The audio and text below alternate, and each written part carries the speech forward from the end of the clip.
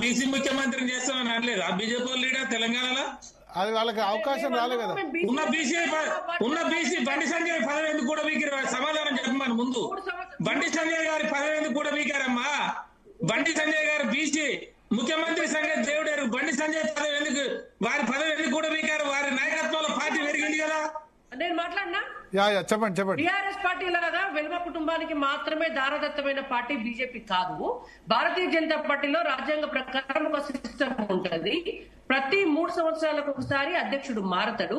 మా పార్టీలో 3 సంవత్సరాల సర్వీస్ అయిపోయిన తర్వాత బండి సంజయ్ గారు యాజ్ పర్ సిస్టమ్ మారినారు. అంతేగాని మీ బీఆర్ఎస్ పార్టీ లాగా మొత్తం బీసీకి అధ్యక్షుని ఇవ్వచ్చు కదా, బీసీలకు అధ్యక్షుని ఇవ్వచ్చు కదా. మీ పార్టీలో పెట్టండి. మీ పార్టీలో మేము చెప్పలే కదా, మీరు చెప్పినారు ముఖ్యమంత్రి అని. మేము ఎక్కడ చెప్పలే, మేనిఫెస్టోలో చెప్పలే, మేము ఎలక్షన్ వాగ్దానంలో చెప్పలేదు బీసీని ముఖ్యమంత్రిని చేస్తారని మేము చెప్పలేదు. అరే మేము అధికారంలోకి వస్తే చేస్తామన్నా. మా దేశ ప్రధానే బీసీ. నువ్వు ఉన్న పదవి కూడా మీకు ముఖ్యమంత్రి నేను చేస్తావు అంటున్నా నేను. కొండ 4 మంది ఇప్పుడు కన్నతల్లికి అన్నం పెట్టినోడు పిన్నతల్లికి బంగారు గాజులు చేస్తారట. కన్నతల్లికి అన్నం పెట్టినోడు పిన్నతల్లికి బంగారు గాజులు చేస్తారట. అట్లుంది మీ కథ. మేము బీసీలో ముఖ్యమంత్రిని చేస్తా అని చెప్పి ఉన్న బీజేపీ అధ్యక్ష పదవి మేము కుటుంబ సభ్యులకి పీకేసి మళ్ళీ తీసుకొచ్చి ఎవరికి ఇచ్చారు మీరు? తర్వాత వాళ్ళు ముదిరాజులకు ఇస్తాం, ముదిరాజులు పెద్ద సామాజిక వర్గం, పద్మశాలిలకు ఇస్తాం, విశ్వకర్మలకు ఇస్తాం, ఇష్టం అని చెప్పి ఆఖరికి ఎవరికి ఇచ్చారమ్మా? ఉపేందర్ గారు ఒక్క నిమిషం. మా బీసీలో మా పార్టీలో 3 ఏళ్లకు ఒకసారి అధ్యక్షులు మారుతారు. మా పార్టీలో లక్ష్మణ్ గారు అధ్యక్షులు ఉన్నారు. మా పార్టీలో ఎవరు బండారు దత్తాత్రేయ గారు అధ్యక్షులు ఉన్నారు. మా పార్టీలో బండి సంజయ్ గారు అధ్యక్షులు ఉన్నారు. రేపు పొద్దున భవిష్యత్తులో ఇంకో బీసీ కూడా అధ్యక్షుడు అవుతాడు. మా పార్టీలో ఇక్కడ అధ్యక్షుడిగా మారితే మా ఇంకొక అధ్యక్షుడిని పెట్టుకుంటే బండి సంజయ్ గారు కేంద్ర మంత్రి అయ్యారు. ఎన్నడన్నా అధ్యక్షుడు అవుతాడా? ఎందుకండి వట్టిగా మాట్లాడతారు? మా పార్టీకి ఒక సిస్టమ్ ఉంది. ఆ సిస్టమ్ లో మేము ప్రతి 3 సంవత్సరాలకు ఒకసారి మార్చుకుంటాము.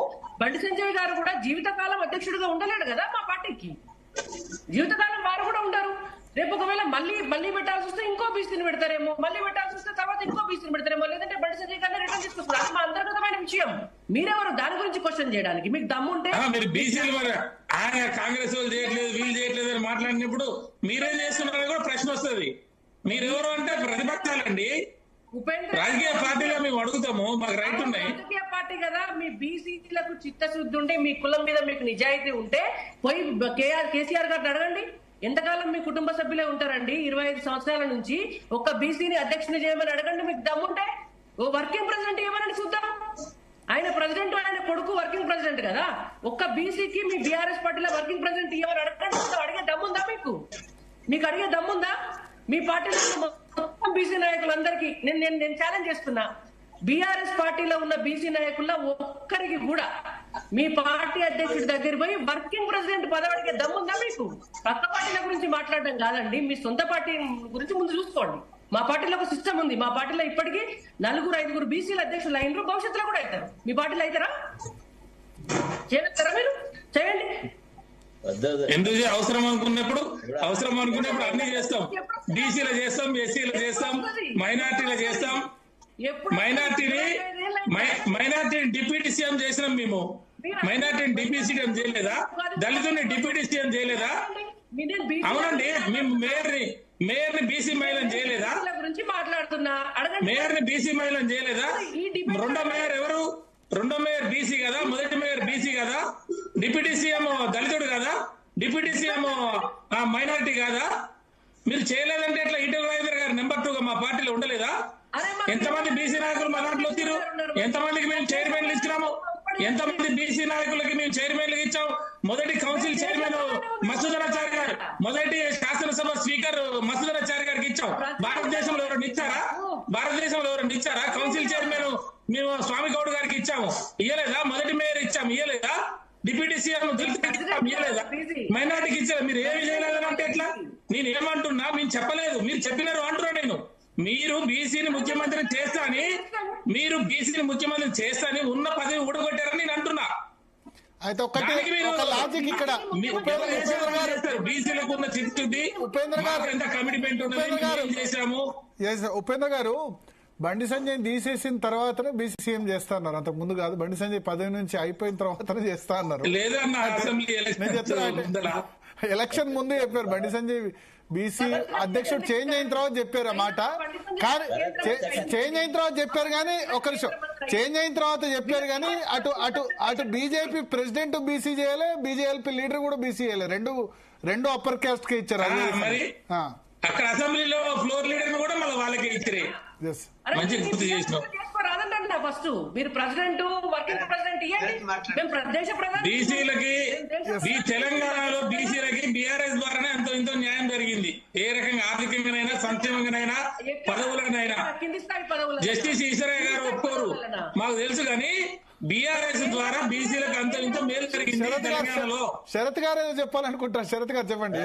ఒక విషయం చెప్పన్నా సార్, చర్చ పక్కకు పెట్టడంలో సిద్ధహస్తులు సార్ వీళ్ళంతా.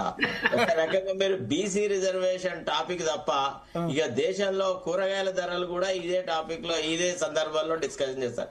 ఫస్ట్ పాయింట్, వీళ్ళంతా ఇట్లా అల్లరి చేస్తున్నప్పుడల్లా ఒక అగ్రకులాల వాళ్ళకు ఒక అవకాశం కల్పిస్తూ పోతుంటాడు రేవంత్ రెడ్డి.